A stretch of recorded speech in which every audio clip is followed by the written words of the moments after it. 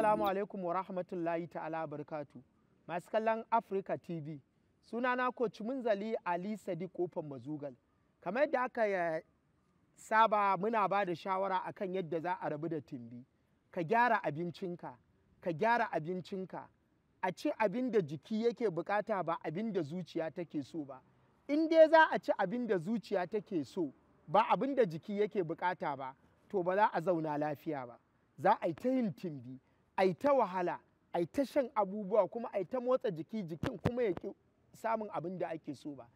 Duk motsin da za ka yi, duk training ɗin da za a baka, in dai ba za ku gyara abinci ba, in dai ba za mu gyara abincin da muke ci ba, to tumbin nan ba zai taɓa rabuwa da mu ba. Za a yi ta wahala, kuma tafiya kaɗan a zauna a huta, tafiya kaɗan a zauna a huta. Kuma ita ƙibar da ba a motsa ta matsala ne, gwara ma ƙibar da ake motsa ta. To hajiya na san yau za ki yi ƙoƙari fiye da jiya, tunda jiya kin ga 'yan jikokinki sun yi. Yanzu za mu kwanta, za mu ɗago, za mu taɓa ƙafafuwanmu. To mu kwanta, kowa ya kwanta. Miƙar da hannunki hajiya, tsuke ƙafarki. To taso ki taɓa ɗan yatsan ki ko ba mu taso, bismillah, ɗago ɗaya mu kwanta, ɗago biyu mu kwanta, ɗago uku mu kwanta, ɗago huɗu mu kwanta, ɗago biyar mu kwanta, ɗago shida mu kwanta, ɗago bakwai mu kwanta, ɗago takwas mu kwanta, ɗago tara mu kwanta, ɗago goma sai mu tsaya. To hajiya kin ga dai na yau gaskiya ba shi da wahala.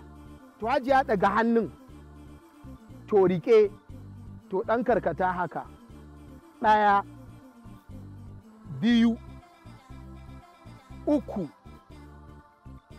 huɗu, biyar, shida, bakwai, takwas, tara. To mu dawo ɗaya ɓarin hajiya. Ɗaya, Malam Abubakar kana ƙoƙari sosai. Yawwa mu je, muna biyu. Alkasim Kofar Wambai kana fa ƙoƙari, muna uku,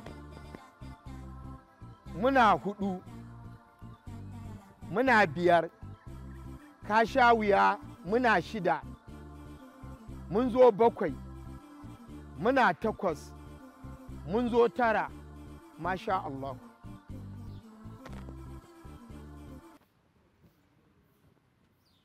Hajiya kin ga yau da yadda ake ta rabuwa da tumbin.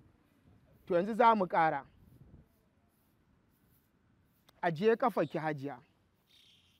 Wannan yadda za ki yi hajiya, a cikin gida sai ki samu ƙarƙashin kujera, sai ki tura ƙafarki. Idan ba kujera wadda za a tura ƙafa, sai ki sa yara su ɗan tattake ƙafar. Idan ba yara, sai a samu abu mai ɗan nauyi a riƙe ƙafar. Yanzu za mu taso mu ringa taɓa ƙafafuwan mu hajiya, shi ma guda 10.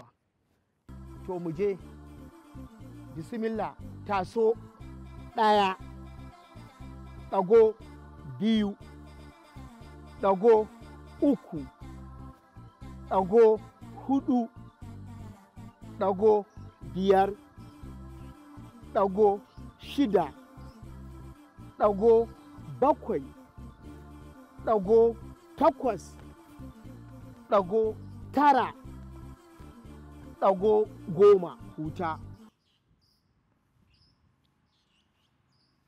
To mu kwanta hajiya. Kin kwanta ko? Ajiye ƙafarki. Yanzu hannunmu na dama zai je taɓo ɗan yatsan dama, hannun hagu ya taɓo ɗan yatsan hagu, amma kafaɗinki su rabu da kaɗan a ƙasa. Ku ɗan ɗaga kafaɗinku su rabu ƙasa. To mu je, ɗaya, biyu, uku, huɗu, biyar, shida, bakwai, takwas, tara, 10. ɗago a huta. 1 2 3 4 5 6 7 8 9 10. Hajiya za mu ƙara maimaita wannan. Tunda 10 kin kasa, to mu yi guda 5. Mu kwanta Hajiya. Buɗe hannayen. Ɗan ɗago hannun su rabu da ƙasa da kafaɗarki. To mu je. 1 2 3 4 5. Masha Allahu, ɗago. Hajiya ƙara kwantar da ƙafarki. Kash, lokaci yana hararan mu. Ku biyo mu gobe. Insha Allah ku ga me za mu kawo muku. A madadin wannan tasha mai albarka, Africa TV, sunana Coach Munzali Ali Sadiq Kofar Mazugal. Wassalamu alaikum wa rahmatullahi ta'ala wa barakatuh.